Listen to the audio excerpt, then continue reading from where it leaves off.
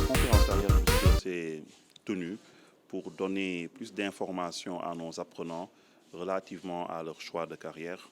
Nous sommes une école de droit et de sciences politiques, donc nos apprenants peuvent évoluer dans plusieurs types de carrières et ils n'ont pas toujours les informations qu'il faut par rapport aux conditions d'accès relatives à ces métiers. Ils n'ont pas toujours également les informations relatives aux compétences, aux soft skills à développer pour être de bons praticiens, de bons professionnels. Donc c'est dans ce sens qu'on a convié des praticiens, avocats, notaires, spécialistes en Sciences Po. D'autres métiers suivront parce que c'est une semaine qui a vocation à jeter un pont entre le monde de l'entreprise et le monde académique.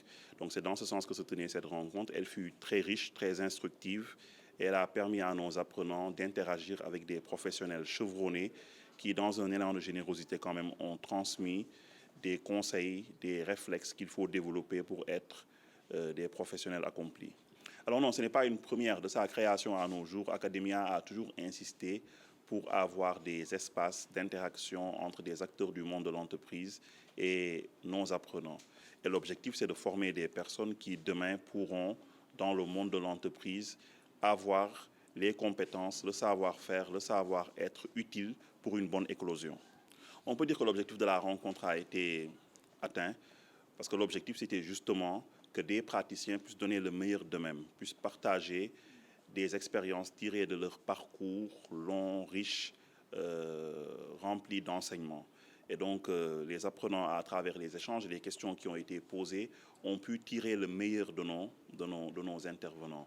Comme je le disais tantôt, l'une des difficultés majeures pour l'apprenant qui est dans le monde académique, c'est de savoir quelles sont les attentes du monde de l'entreprise. Ils sont formés, mais parfois de manière assez déconnectée par rapport aux réalités de la vie professionnelle.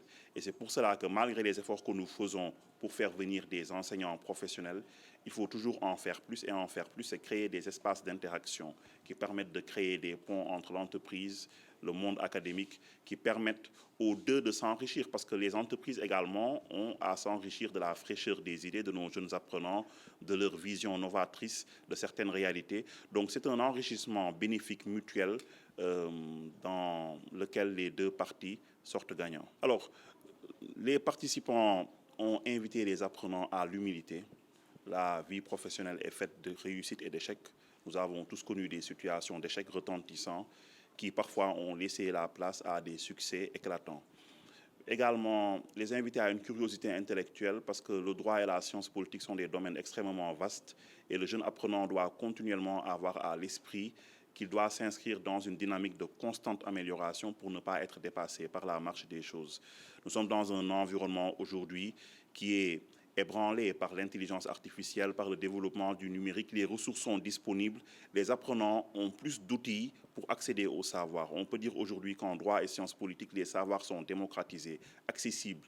Maintenant, il faut savoir les utiliser à bon escient pour être de meilleurs professionnels, contemporains, prêts à relever les défis qui interpellent nos pays, mais aussi notre continent en termes de développement et d'émergence. Avant toute chose, je tiens à remercier l'initiative faite par Academia Dakar.